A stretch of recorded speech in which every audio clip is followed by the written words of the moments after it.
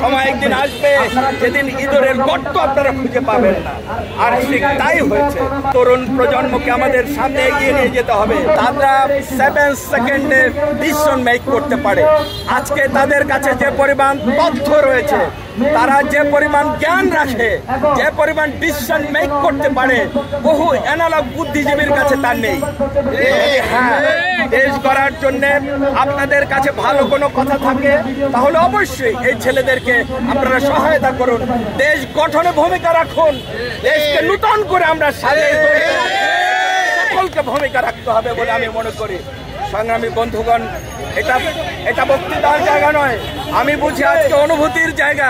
আপনারা যেভাবে ভালো মানুষগুলোকে আমরা দেখেছি, এই 14 তারিখ হচ্ছে আল্লামা দেলোয়ার হোসেন সাঈদী হুজুরের শাহাদাত বার্ষিকী।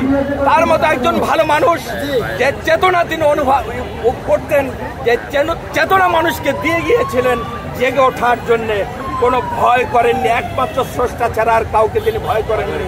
তিনি বলেছিলেন কয়েকদিন আগেই যে আপনারা যেদিকে যাচ্ছেন, যেভাবে নির্যাতন চালাচ্ছেন, যেভাবে মানুষকে দামিয়ে রাখার চেষ্টা করছেন, এটা সম্ভব হবে না।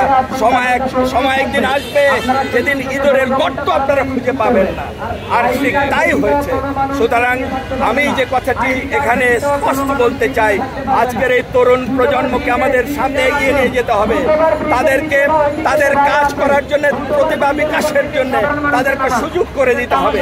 এবং আমি দৃঢ়ভাবে বিশ্বাস করি, পৃথিবীর অনেক দেশ আমার ঘোরার সুযোগ হয়েছে। আমি দেখেছি আমার দেশের সন্তানেরা, আমার দেশের মানুষেরা, এরা এত মেধাবী, পৃথিবীকে তাক লাগিয়ে দিতে পারবে যদি তাদের প্রতিভা বিকাশের সুযোগ পায়। আমি আজকের জন্য দাবি করব যে যারা আজকে দায়িত্বে আছেন তারা দেশটাকে খুব দ্রুত একটি স্থিতিশীল অবস্থায় নিয়ে আসবেন। আমরাও আপনাদেরকে সহায়তা করব। আর সাথে সাথে এই তরুণ প্রজন্মকে তাদের প্রতিভা বিকাশের জন্য সুযোগ করে দিতে হবে, যাতে করে তারা যেদিকে, আমি দেখেছি এখানে কোনো সহায়তা পাচ্ছে না, ড্রোন তৈরি করছে, কি আশ্চর্য, বিমান তৈরি করছে, তারা এই রোবট তৈরি করছে, এই সব কিছুতে রাষ্ট্রীয় পৃষ্ঠপোষকতা দিতে হবে। এটা হচ্ছে আমার দাবি। আজকে আমরা যে নতুন বাংলাদেশ পেয়েছি, এই স্বাধীন বাংলাদেশকে গড়ার দায়িত্ব আমাদের সকলের। আসুন আমরা সকলে মিলে হাতে কাঁধে কাঁধ মিলিয়ে এই দেশটাকে গড়ে তোলার জন্য আমরা সকলেই ভূমিকা রাখি।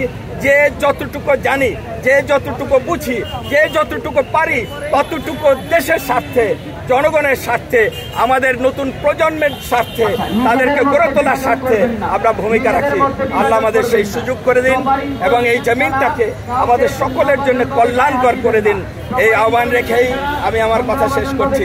আসসালামু আলাইকুম।